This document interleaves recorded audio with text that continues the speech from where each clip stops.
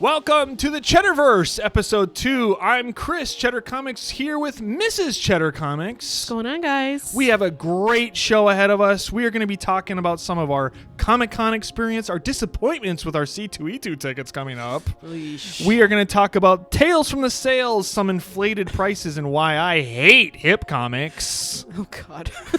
We're going to talk a moment in comic book history with the creation of Silver Surfer and why he was created, and much, much more from us here in the CheddarVerse.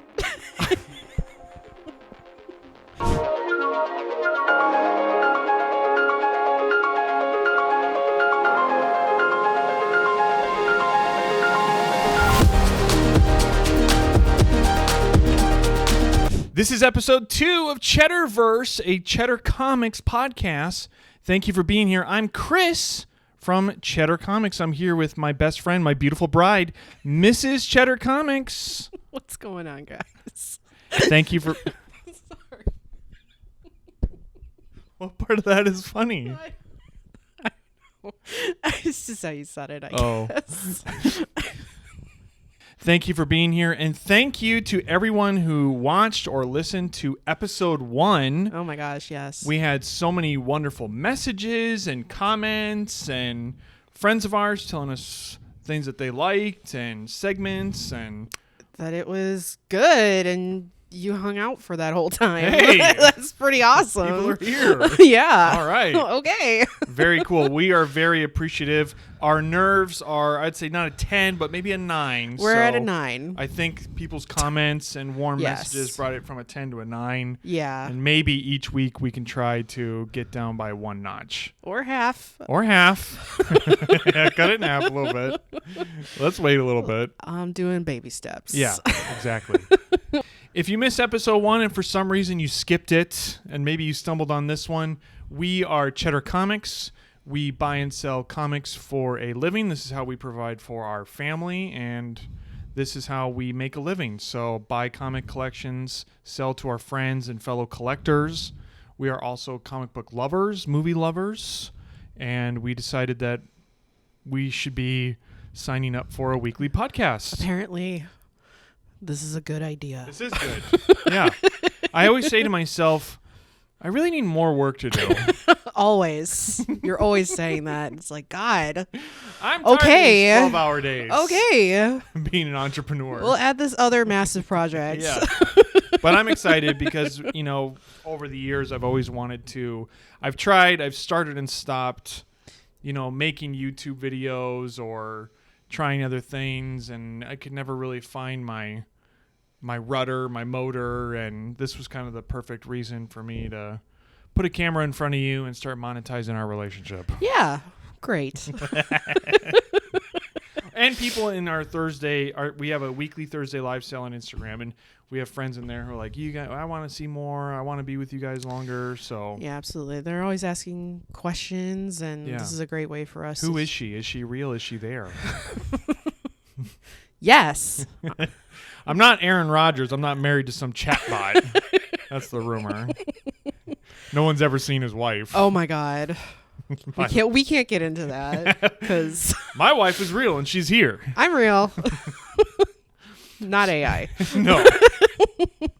We got a lot of fun stuff to talk about today, but first I have to get something off my chest because Uh-oh. I'm upset. I'm angry. And I am pissed off. It's the same things. Yeah. Those 3 adjectives are The same. not adjectives, but emotions. I'm in the same emotional wheelhouse.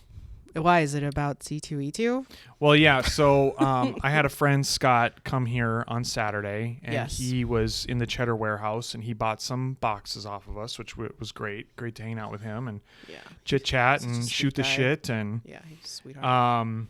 you know, sold him some stuff. Hopefully, he can make some money at his shows. But we were talking, I asked him if he was going to C2E2, and he said that him and his buddies weren't sure.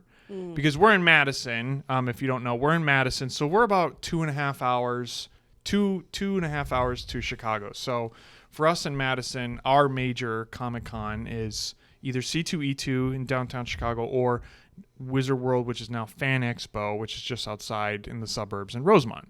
Right. And those are the two we go to. We don't really have a good scene here in Madison. There's smaller shows. We've tried. But we don't, and there's not a great big Milwaukee one either, which is odd. No. So I was asking Scott, I'm like, hey, are you going to C2E2? And he said, yeah, we're not really sure. So me and my buddies, we might go to that one, or we might go to Planet Comic Con in Kansas City. And I was like, oh, okay, is that the same weekend? Yeah, it is the same weekend, he said. So anyways, I'm burying the lead because for a couple weeks, we bought our C2E2 tickets. Like in December? A month or two ago. November? Yeah, a month or two ago. Yeah. So I got to go through all the months. Was it October, November, December?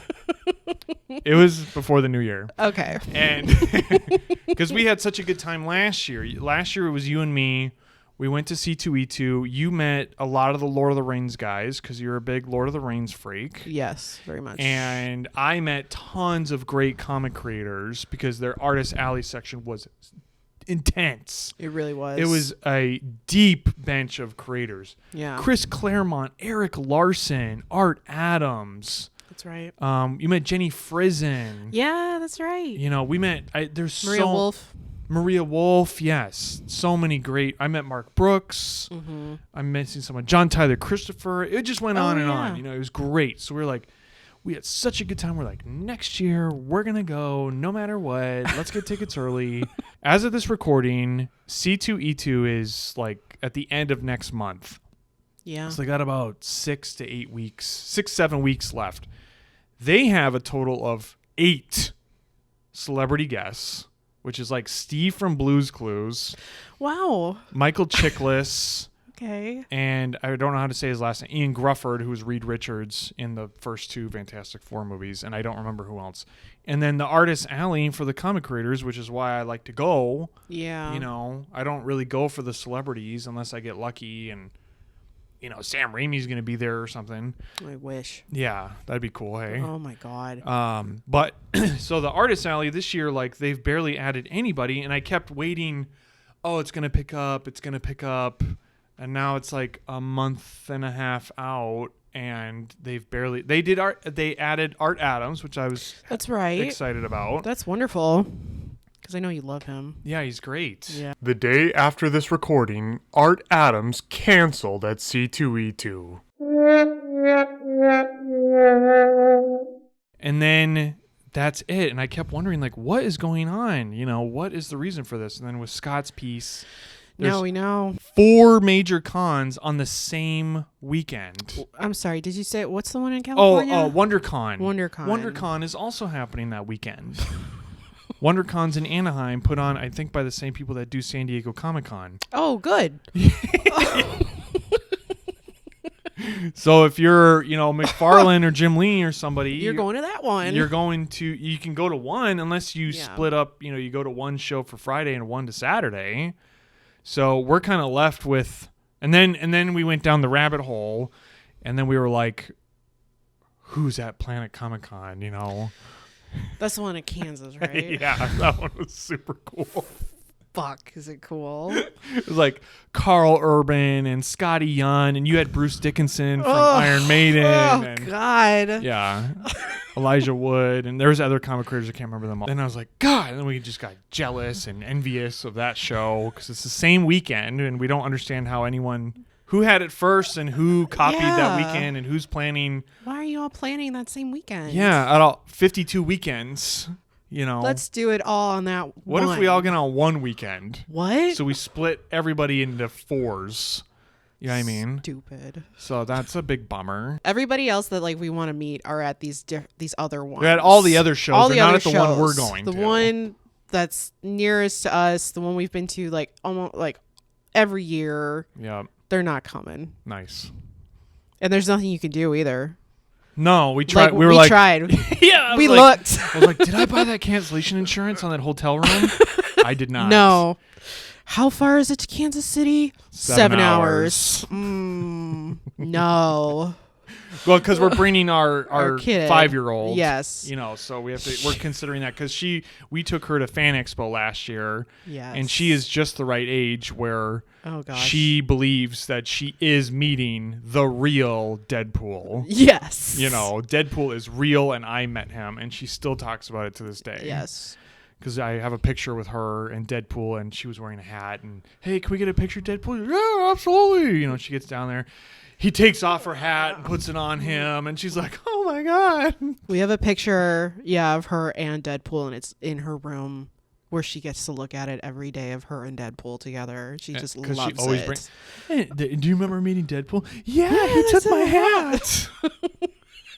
So we were excited to bring her because the cosplayers to her are at this age real. Yes, and it's so fun to watch. Yeah. So I mean, we're still gonna have fun, and we can't get out of it, so we're going. Yeah, that's really what it kind of came down to. You know, we're gonna see our friends. You know, our friend Daryl Young is gonna be there with a booth. Yes, that's right. And hopefully we can see some of our other friends, depending on if they're gonna be there on Friday or not. Yeah. Because we've kind of decided we're not gonna go on Saturday because Saturday's a madhouse. Saturday's just too intense. So we're gonna go take the kid to the Shed Aquarium or something, and maybe come back Chicago on Sunday or half of Saturday or something. Yeah. And too, we have a very long history together, not just me on my own, but together of going to comic conventions. Oh yeah, absolutely. We've been doing that since we were dating.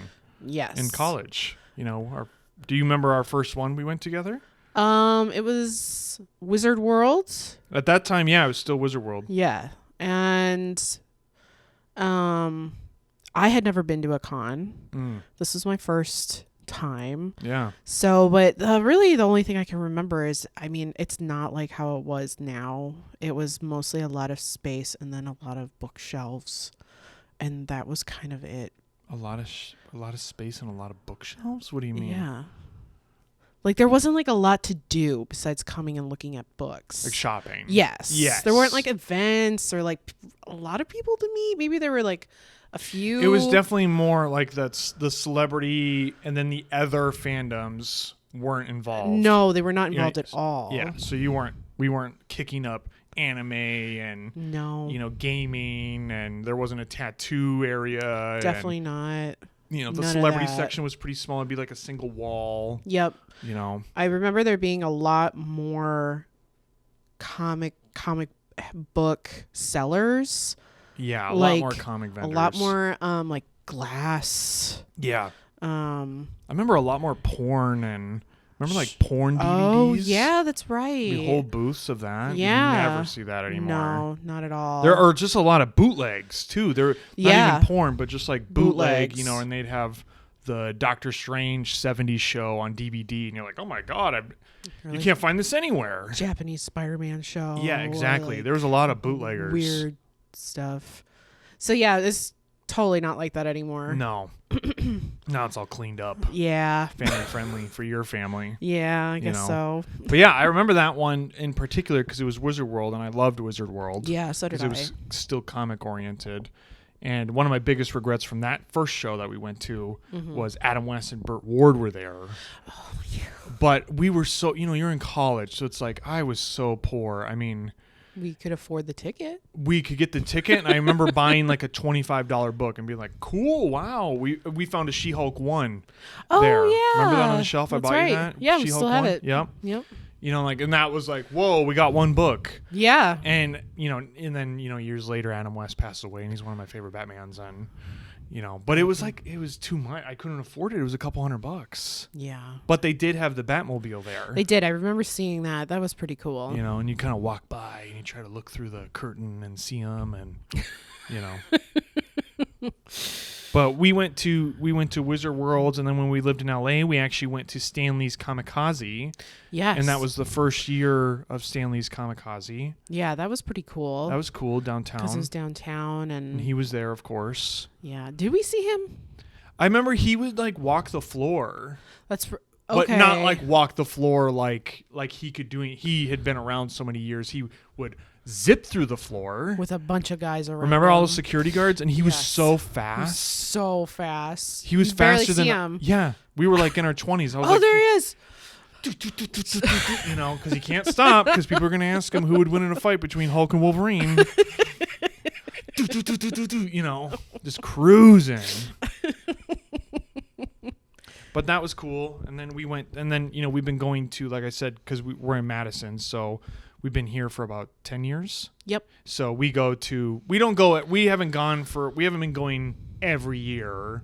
No. Because C2E2 was bad for a few years. It was. Those COVID years. Yeah, we couldn't go during the, You know, that. No. and we couldn't either because we had a The baby and baby. stuff. And That But wouldn't fly. yeah, so, you know, the last couple of years we've been kicking up our con stuff, which has been fun. Yes. Getting to meet, you know, comic creators and some celebrities and stuff, and now meeting friends, Cheddar friends. Yeah, that's which one is of the which best is parts. one of the best parts, of course. Easily. You know. Yeah.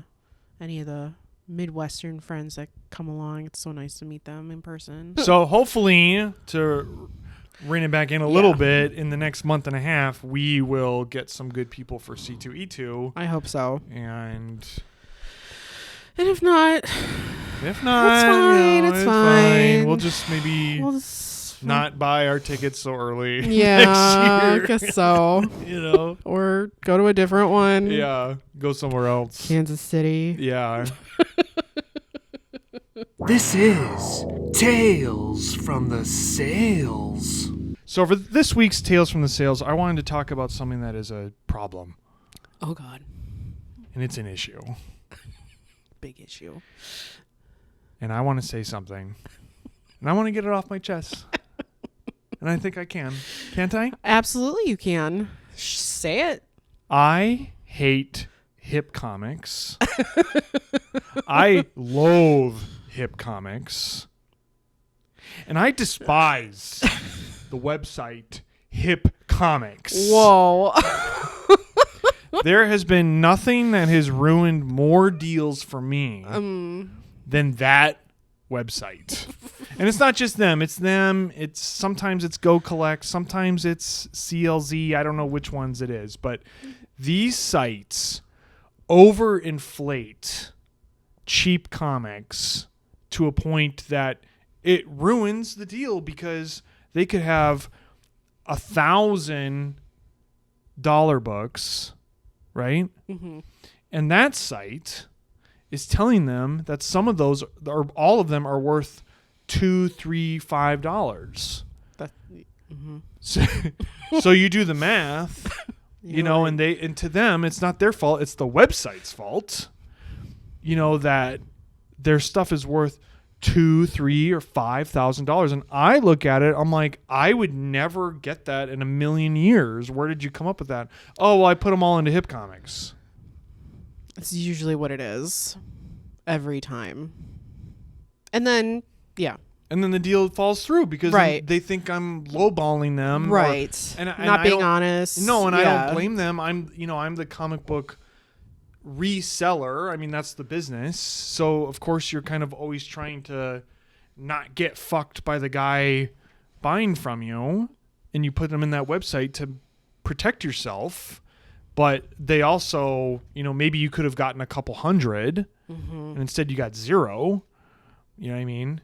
And they all do that. And I'm not the only one. James from Mint Hunter Comics did a video Oh, yeah. He made a whole video about it. where didn't he kind of compared that, and he said he has the same issues with people selling their stuff, you know, so it kind of ruins so much, and they don't want to believe me, and I don't blame them. Well, no, they rather believe this website. Yeah, because that says that's what they're worth, you know. Yeah. The most egregious one was a couple weeks ago. Somebody said that they had it was something small, like 22 books or something. It was small. And if I always just ask, like, hey, do you have a list, or do you have pictures, or, oh yeah, I put them into the site. I'd never seen this site before. I don't remember what it was. And it showed it was like, you know, just a random filler detective comic from the 90s. And this site told this guy that it was worth $24. What? Because he had told me that his comic, he's like, well, I want $387. It's very specific. Very specific. Like, okay. I was like, well, how'd you come up with that number? Well, this site's telling me what they're worth. I'm like, okay, can you send me a link? Sure, here you go. And it was like 22 issues, but they were everything was 12 and 15 and 17. for things that I couldn't squeeze $1 out of. Oh my God. You know, and I don't even say like, hey, I'd give you $20. I just say, you know, I'm going to pass on these. I'm sorry it didn't work out. I feel so bad for those people too. So do because I. They have such high hopes that like you found something, you've been keeping something for so long and it's worth something. Absolutely. And then you got this shit site Yeah. totally inflating, you know, your expectation. Well, and they're not going to believe me. And they go to you and they're like, no, you're wrong, sir. Yeah. Some people You are know, cool. Some people are sure. like, hey, thanks. Appreciate it. No problem. I'll probably just hold on to them. I'll let my grandkids play with them, yada, yada. And then there's the other type of person Oh, yes. that will They get very... explode on me. George is upset. Yeah, George is getting upset. What do you mean? I looked these up and I saw that they were worth this. So what do you mean? You must be ripping me off. Oh, you just want to get them really cheap, don't you? You want to rip me off. I'm like, yo, I didn't even make you an offer, man. I'm sorry. I get someone yelling at me every week. I'm so sorry. I forget that you have to deal with that like every week. Someone yelling at Luckily, your face. my skin's a lot thicker now over 2 years. You know, at the beginning, I'd think about it all day and toil over it. What could I have done? And sure, of now I'm course. just like, whatever. See ya. On to the next one. Yeah, luckily. You know, but I did want to mention, you know, one of the craziest ones for inflated prices. Again, I just want to wrap that little section up. Fuck HipComics and fuck their values. Okay. That site, again, has ruined more deals for me and James from Untitled Comics. I'm attaching myself to him. He knows. He knows. He knows what's up. And other people do, They need to too. fix that, and they can't have the minimum be $3. It's insane. Is that usually what it is? I forgot what it is. It's like $2 or $3. Wow. I don't even know like where they get their like their They just data need to from. fix that. Put it at 0. Like, yeah, exactly. You Just put it know. at 0. That'd help. Put it at $1. I mean, whatever. Yeah. So, fuck that. HipComics. And other sites I can't remember. Flip the bird. For our podcast listeners, I'm flipping the camera off. But sometimes, you know, the inflated price, you know, just gets in between a lot of deals. And sometimes it's like they want, you know, a comic seller wants retail. And I totally understand that, but I can't pay retail and sell it for retail and do all this work and then pay taxes and supplies and, No. you know, I pay boxes and bubble wrap and shipping and, you know, if it's on eBay, it's 15% and then I pay 15% to Uncle Sam and, you know what I mean? So it doesn't make any sense to pay what it's worth. And we're big Pawn Star fan. We've watched a lot of Pawn Stars. Absolutely. And that's like a major That's television what Rick says show. all the time. It's a major television show that has 25 seasons. Mm-hmm. In episode 10 of season 25, some guy walks in and says, "It's worth $1,000. Will you give me $1,000?" Rick's like, "No. How do you not know this? I don't pay retail. You can't do that. You have to sell it yourself." This is a pawn shop. And I tell people that too. I'm like, if you and I'm honest with them. And sometimes I am people's advocates. Mm-hmm. You know, I always want the best for people. If it's easier for them to sell to me and not do the work themselves, then they should sell to me. But if they have the means and the know-how to sell themselves, they should absolutely sell it themselves because 100%. we are after the same collector. You're after the end collector who's going to pay. It's worth 20 and they'll pay 20 or 15 or whatever. And that's who we're all after, you know, and sometimes it's easier for people to sell to me and sometimes it's not, you know, and I have to explain that to people. I just had it this week. Some guy said he wanted a certain amount and I said, that's just probably a little more than I would like to pay. Plus you're 4 hours away from me. I would recommend that you just list it on Facebook Marketplace yourself. And I'm sure no doubt you'll Find be able to someone. sell it, you know? Yeah. But the craziest one that I've ever had Oh. in the history of Cheddar Comics Oh, shit. by far is this one. It's a comment on my Facebook page. I have a post that's boosted, that's sponsored post, right? And he has a collection and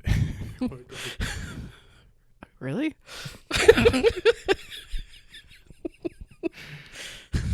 He does have comics, he says. Oh, good. So the gist of it is that he says that he has a bunch of comics, and he has this great collection, and it's the best stuff I'll ever see, and it's worth a lot. And if he can't get what they're worth, which I'll tell you the price in a minute, then he'll just keep them and he'll sell them himself. And he sends a picture. He has one picture. So usually you would send your best book you have, probably. Of course. If you want to entice someone to buy a buyer. The picture that he had attached, cool book, Batman Adventures 12. It's the first appearance of Harley Quinn. Very nice. Cool book, cool. Right? Probably yeah. 300, 400, 500. Okay. Just average, you know. And he says, if I can't get near $600,000 for my collection, then I'll probably just pass. $600,000. Oh my God. And the picture he sends is a first Harley Quinn. Yo. Dude. Call an ambulance. Shit. We are delusional. I know. I felt. I was like, I don't know how you came across this. Did or he? Yeah. What? But I've seen, you know, like for example, like I've had to pass on a collection that had a Fantastic Four #1 because, which it had a Fantastic Four #1, super cool book. It was very low grade, but this guy wanted $25,000 for his whole Marvel Silver Age collection. But it was like just a little bit north of almost where it was all worth. Sure. So that guy had that book, you know, Fantastic Four #1, and he was at $25,000. Just to give you an idea, I don't remember the other stuff. Like Silver Age Marvel. Yeah. Like big key Silver Age books was that collection. Yeah.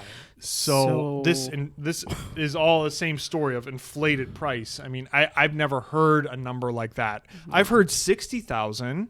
Like, you know, I have a storage unit. I'm in Denver. You know, it's hundreds and hundreds of lawn boxes. I want $60,000. Okay. You know what I mean? Like that kind of thing. Sure. Like that arena. Mm-hmm. You know, it makes sense. I mean, 600 value. You couldn't even get to a volume thing. It would have to be the only way we could get there is Golden Age. I was gonna say, does he have like an Action 1? It could only be Golden Age or original art to get that kind of multiple and volume. Wow. And obviously, if you had an Action 1 or Detective 27 or something, I wouldn't be going to you. No offense. You would be and that would be your picture. Oh yeah, of course. that too. That'd probably be your picture. It probably would be. You know, so sometimes people have an inflated price. That's okay. Some people, you know, Man. 1 or 2 extra zeros on that one. Oh my gosh. So that was a unique. That was a unique hit.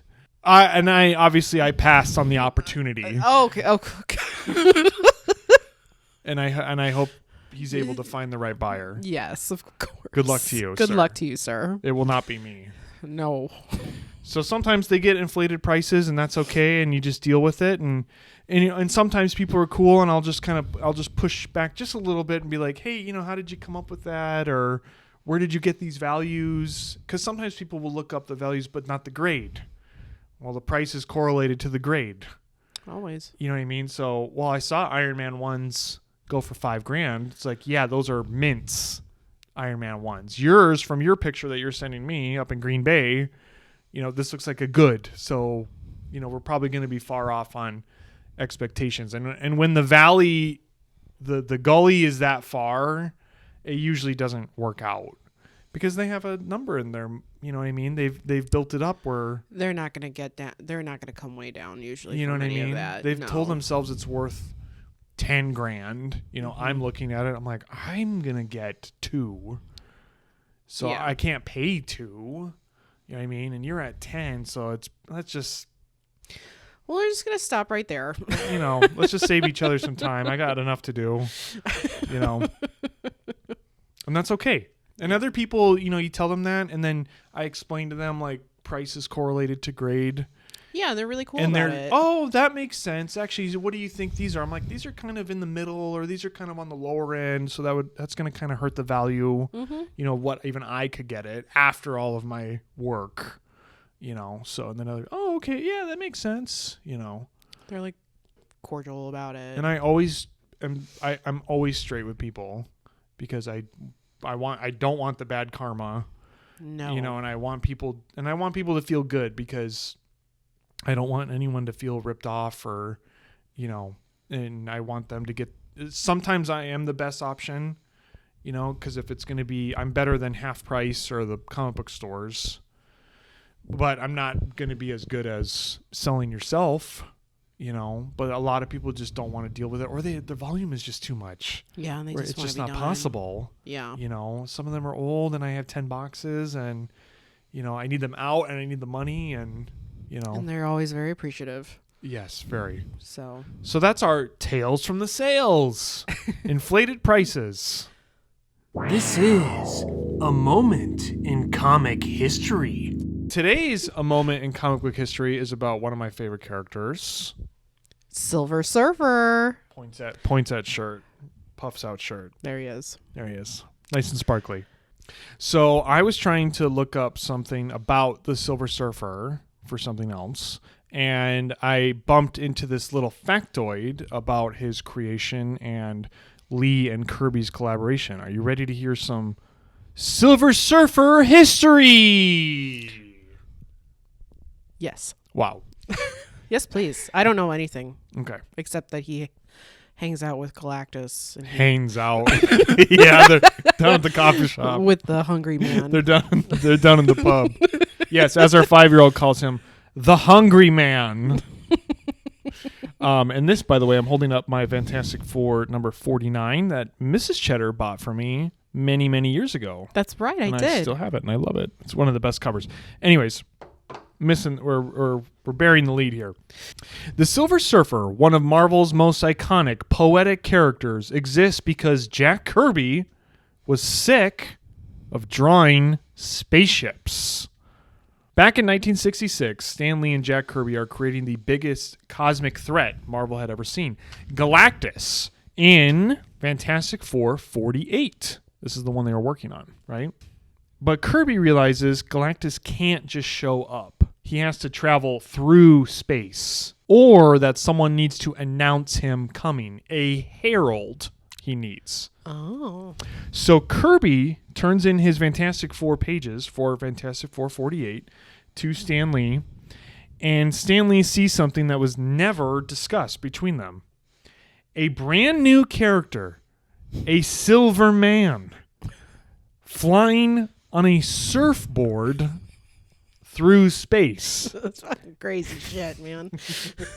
Yo, I got something for you, Stan. Check this shit out. We did not talk about this. We didn't talk about this, but it's cool, right? Here he is on Fantastic Four 50. And Stan Lee says to Jack Kirby, "Jack, what is that?" As he should. Kirby responds with, "I didn't want to draw another spaceship. So instead of another rocket, he invents the Silver Surfer. And just like that, a design shortcut becomes Marvel legend." But here's what's crazy. That random decision created one of Marvel's most emotional characters, where later Stan Lee would create his tragic backstory of his homeworld.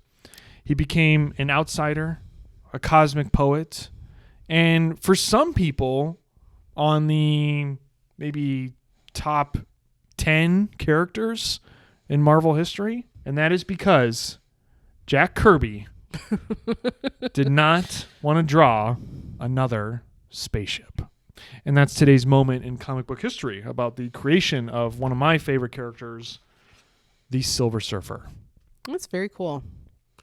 I love stories like that. It sounds very Jack Kirby. It does, doesn't it? It really does. And it's kind of cool because it's one of those, you know, it's just a moment of improvisation that leads to something much greater. And then, you know, Stan weaves his backstory into it and creates a whole thing of it. I mean, Galactus and you're probably tired of me talking about Surfer and Galactus, but I've just always loved them because they're just.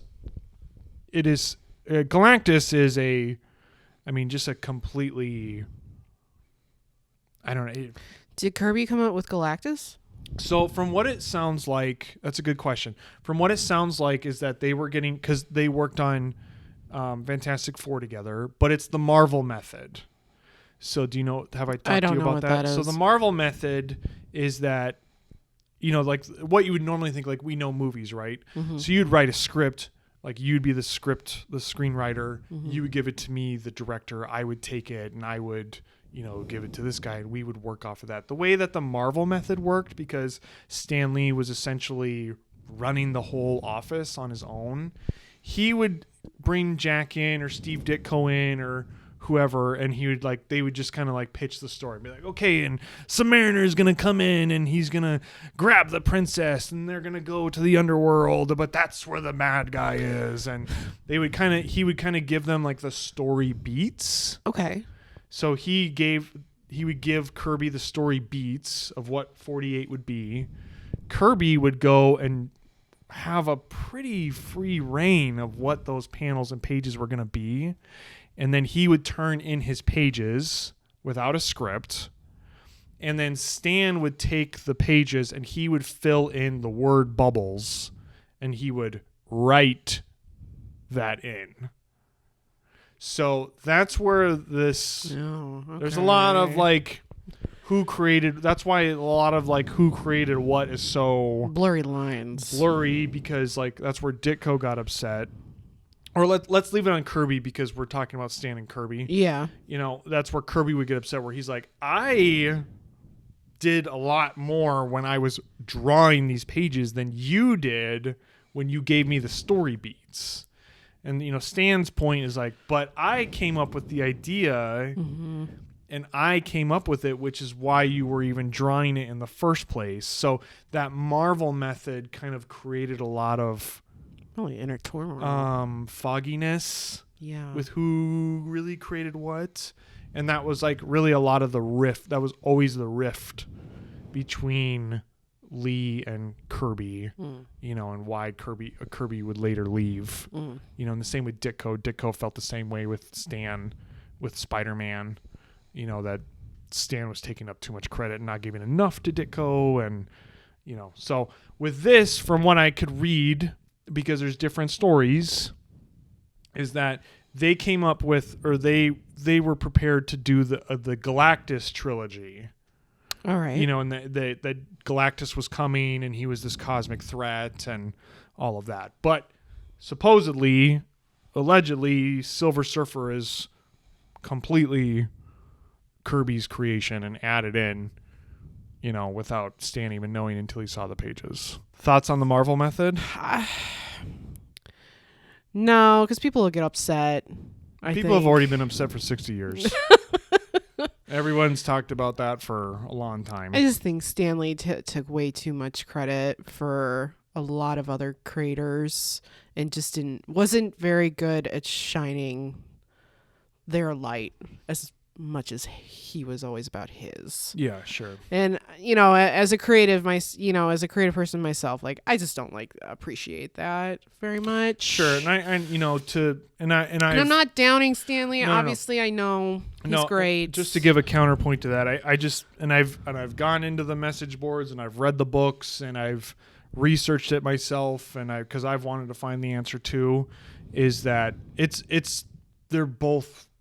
Where I end up is that they're both correct. They're co-creators. No, that they're both correct. I see. That Stan is correct. Mm-hmm. That you wouldn't be drawing it if I didn't come up with the name Spider-Man. Mm-hmm. But Ditko is also correct that you fill in a lot of the character when you are writing or drawing panel by panel and creating a lot of that story. Visually, and also just writing it too. Mm-hmm. They did do a lot of that, but that's because it's not. And then when you say that, then it sounds like Stan's ripping them off. But it's when you read these books, I showed this last week, right? If you, again, another book, I'm going to say it 2 weeks in a row, Marvel Comics, The Untold Story by Sean Howe is the true history of Marvel Comics. And when you read this, you understand how that happened, because Stan, a lot of the time, was running the whole office by himself with multiple, dozens and dozens of comics running at once with no other writers. And he's also the office manager, and he's paying people, and he's getting artists paid, and he's bringing them in. So a lot of them didn't get work unless he brought them in. And there was at one point where Martin Goodman, the publisher, told Stan, everyone has to get fired today. Oh my God. And Stan was literally the last employee standing because he was the publisher's nephew. Oh my gosh. He was Martin, and he hated that day because he was like, I have to fire these guys, you know? And so there was some points where it was kind of like, you know, like The Last Jedi, where they get down to the very, very few rebel fighters. Yeah. Stan had that a lot of times. Yeah, I feel like he had to do that a lot. He had to, where he was like the only one in the office keeping Marvel going. Wow. You know, so I think what happens later is that he's like a smaller guy in personality, and these start to become more and more successful. And then in the 70s, he's doing like the college circuit, and people want to talk to him, and comics are cool with the college kids, and they're avant-garde and stuff. And I think there he starts to get, he starts to boast a little bit too much. And that's where the other guys start to say, hey, we got a problem with how much you're taking it out, you know.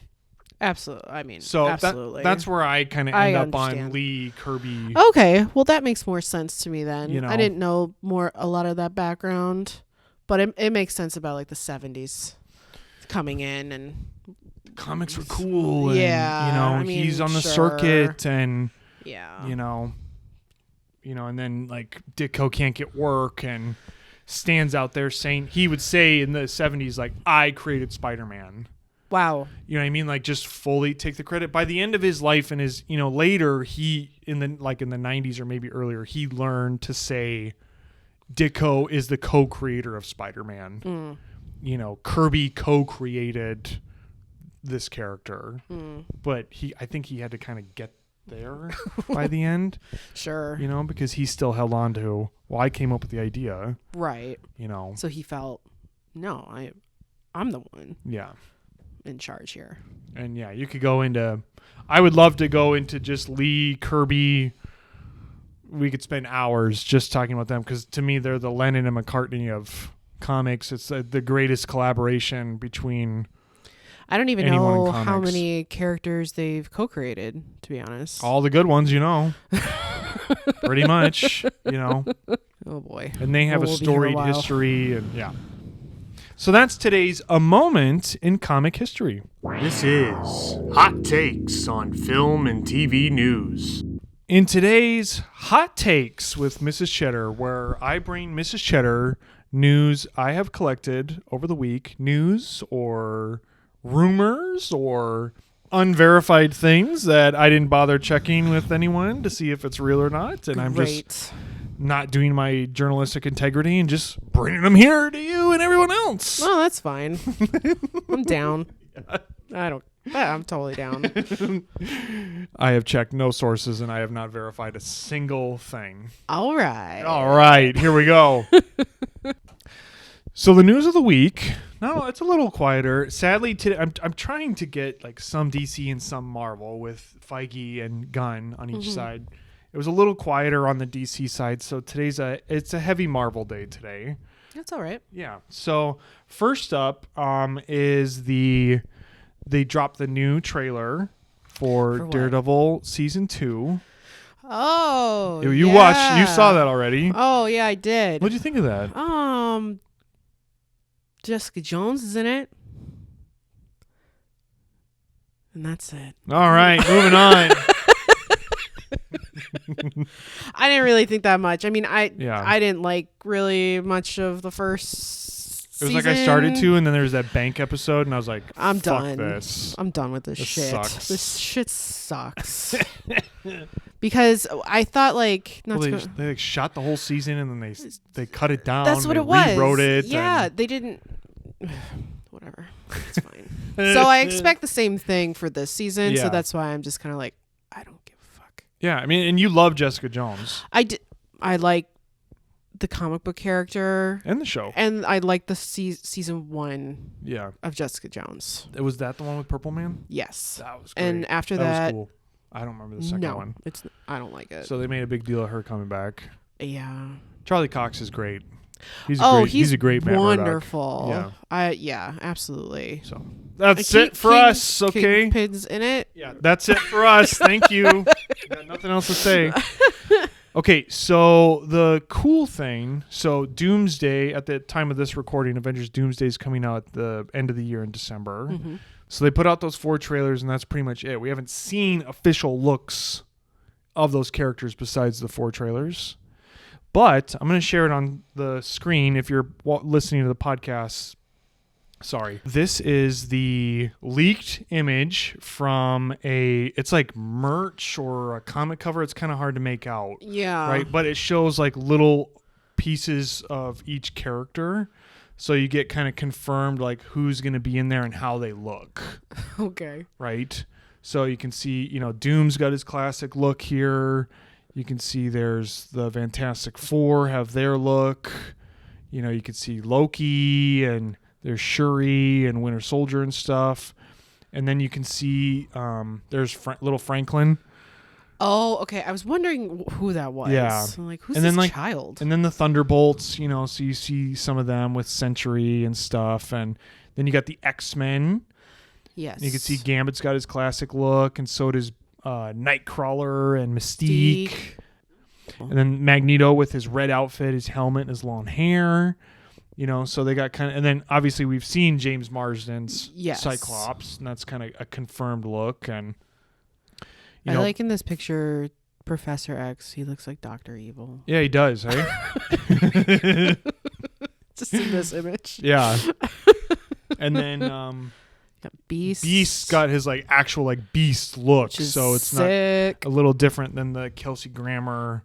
Yeah, I mean, it is Kelsey Grammer still, but it's not the look of Last Stand. Which is fine. So what do you? I just kind of wanted your take on what you thought of how they're looking, and I'm glad that the X-Men look like the X-Men, especially I'm looking at Mystique here. Very cool, right? Yes, really cool to see them together next to even Fantastic Four or Doomsday. No, sorry, Doom. Dr. Doom, yeah. Dr. Doom is, and I mean that's what people are most worried about. He looks great. That they would like fuck it up, mess up his look, or let's design our own thing or some shit like that. You know? Gray black suits. Yeah, whatever. Very muted, but I like that they're all true to the character, which is cool. Which is really cool, so that you're gonna get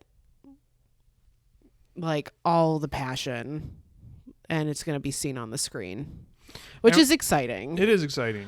Yeah, and I mean it's not like we can be excited about how they look, but the story could still be shit, or of course, however they explain Robert Downey being Dr. Doom or whatever. But we're talking we're talking surface level costume design.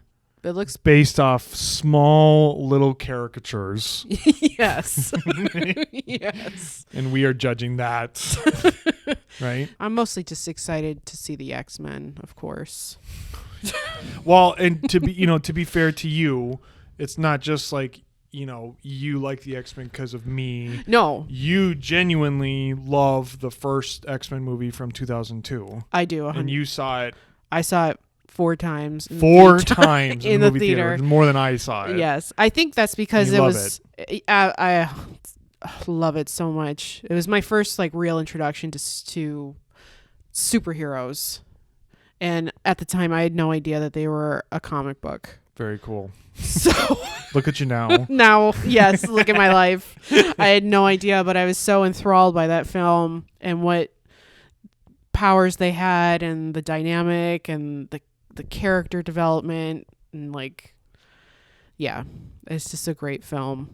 So to see them come back, especially some of the originals, is awesome. It's like no offense, First Class, but yeah, it kind of wiped away that First Class. Yeah, look. we're not looking at them. We're not doing that. We don't want to talk to you. We don't want any of you. We want some. We want the original Fox crew. Yeah, again, the real badasses. And we're gonna make Ian McKellen and Patrick Stewart work until they're 90, like the Deadpool joke. Right? I mean, I think they're 88. True. Yes. And we're going to put some clothes on Mystique. I'm excited for Ian McKellen, red.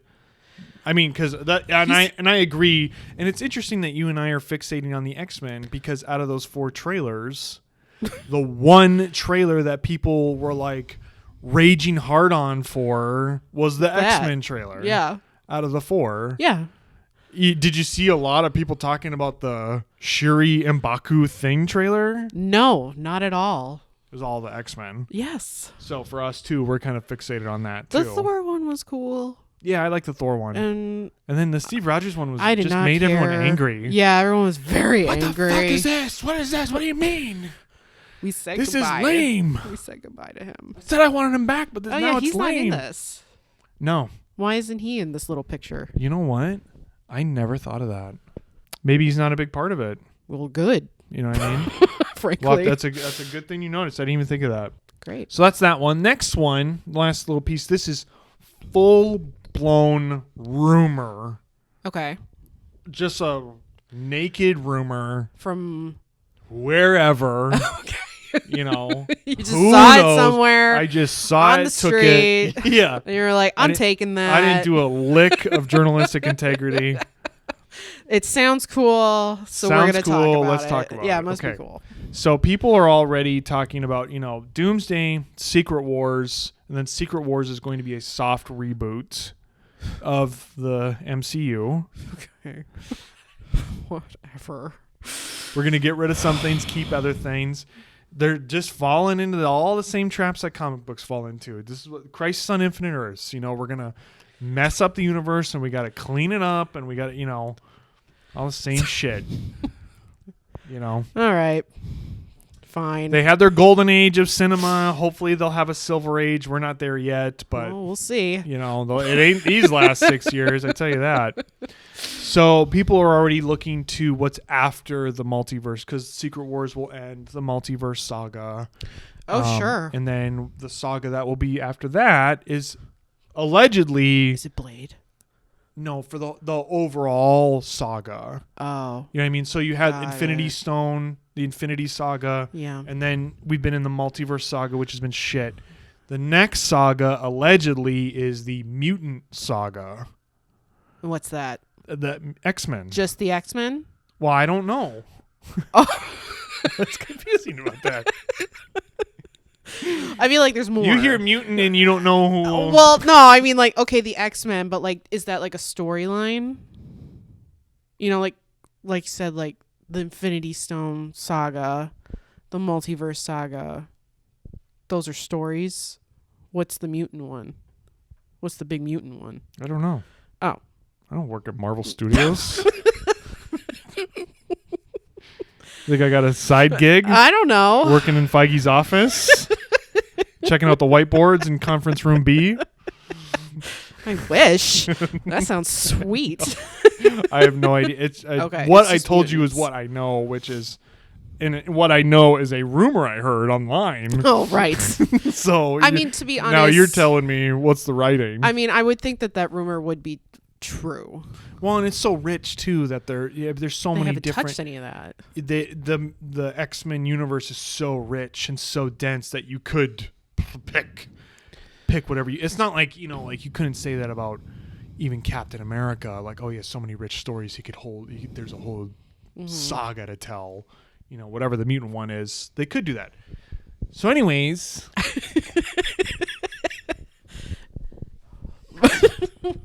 Anyway, so the mutant saga, if that is true, Yes. right now in the rumor mill, the rumor is the big baddie of that saga, because you got to have a big baddie. Mm-hmm. And we had Thanos, then we had Kane for a little bit, and then we got Dr. Doom. So the big baddie for that one is rumored to be Mr. Sinister. Ooh. And I love Wow. that. I really hope it's Really? true. Yeah. Whoa, you're going to see some dark shit then. I know. I was cool. like, oh, that would be really Oh, cool. sick. And not like, you don't want to go like, Thanos, and then, you don't want to go, I don't know, like you think they would pick Apocalypse, or, Yeah. then DC, they got to do Darkseid. It's like we always pick the same big guy with the same big mission, Yeah. and what's cool about Mr. Sinister is he's such a mind fucker, you know, and he wants to clone and he wants your genes and he wants to clone you because he's so obsessed with you. And you know what I mean? He just gets in your head and it's like a whole other level of something. It's kind of psychological. Psychological is the word I was looking for. You know, so they could like a little bit more fun. Take that. Yeah. You know, kind of idea. And X-Men 97 did such a good job with him, too. They did. That made me excited. It's very scary. You know. And another thing, the actor who is always campaigning to be Mr. Sinister, do you know who that is? No, I had no idea that there was an actor campaigning to be Mr. Sinister. He's always said he's wanted to be Mr. Sinister. And I've always thought it was super cool, and we'd be so lucky to have him. Can I guess? Yeah, go ahead and guess. Bryan Cranston. You're correct. Is it really? He's always said he's wanted to be Mr. Sinister. He would be perfect. Bryan Cranston, Breaking Bad, Walter White. Yes. You know, we would all be so lucky. Oh gosh. They need an actor like that. Yes. To hold. Please. To hold up that kind of character. Please. He is someone that would understand. Cool? Oh, that'd be so fucking cool. He would just eat it up. Yep. All of it. Eat it up. Yes. Oh, and he looks so good in the makeup too. The costume. Well, especially now because they're doing things right with the look. They're not being like, let's make it up. Let's make it up. Let's make up our own thing. Let's put them in leather. Like, why don't you just do the comic costume? That's been tested and proven for all these years. No. You know what I mean? Yeah. So well, that's a really cool rumor. So that's today's unverified rumor mill. I love it. This is Cheddar's Soapbox. On today's Cheddar's Soapbox, I want to take the time to tell collectors a very special message that it's not new, it's not rare, it's something you see all the time, but as a comic book collector and someone who is going after stuff, you have to collect what you love. Do not listen to other people. Don't think about values. Don't go after the grades. Just collect what you love. If you love Howard the Duck, get Howard the Duck. If you love Green Lantern, get Green Lantern. Talking to myself. I have people messaging me, not all the time, but it's a message I've gotten, a couple dozen times. Hey, Cheddar, I'm thinking about getting this book or that book. Which book would you get? And I just always tell them, like, well, which one do you like? It's your collection. This is your collection. It's the same as living your life. You have to live your life. It's your collection. You're the one that's going to have it at the end. So if you're not happy and you don't like it, what's the point of doing it? Right. So our comic collections mirror our lives in that way. You have to do it for you and do what you love and collect what you love. But you just need to figure that out for yourself and not worry about the values and the rarity and what other people are going to think, and just make yourself happy, and it'll be a lot simpler for you. And at the end of the day, you are going to love flipping through those boxes, is seeing what you're collecting. And I know it might sound obvious to other people, but for a lot of people, it is not obvious. And they want to listen to the influencers or other people's opinions, and whenever I get that question, I just throw it right back at them because I can't answer that for them. No, you got to follow your heart. You got to follow your heart. That's right. I know it sounds lame, but no, it's true. It's true. You got to get that feeling of when you look at a book or you going through your collection, and your heart's got to light up, and it's got to make you feel like just joyful. Absolutely. So it has to spark joy. It has to spark joy. Just like your life. Your like comic collection is like your life, and you have to do it for you. Absolutely. Right? Absolutely. That's today's message in Cheddar Soapbox. Thank you. So that's it for today's episode 2 of the CheddarVerse. Mrs. Cheddar, you survived another episode. Yes. You did it. It's getting more comfortable. That's good. I'm the only one in the room. I'd hope you'd be comfortable. Yeah. Yeah. You're here with me. I'm a little uncomfortable. That would be weird. But we will be back again next week. Because remember, this is every week. Every week, everybody. We'll be back next week with episode 3 here on the CheddarVerse. And be sure to be following us on Instagram. I am at Cheddar_Comics on Instagram. Mrs. Cheddar is Mrs. Cheddar_Comics on Instagram. Be sure to subscribe or follow wherever you're listening or watching this, whether it's on YouTube, Spotify, or Apple Podcasts. Maybe we'll be on Amazon by the time this comes out. Follow. And check out cheddarcomics.com. Buy a t-shirt. Yes. $30 shipped. Gets you a few. And we're working on new designs right now for another drop coming out around soon. And we have our weekly Thursday live sales where we sell all the good comics we talk about here. And we will be back again next week for episode 3. Thanks, guys. Bye, everybody. Bye. Bye. This has been a Cheddar Comics podcast. Tune in next week for issue number 3.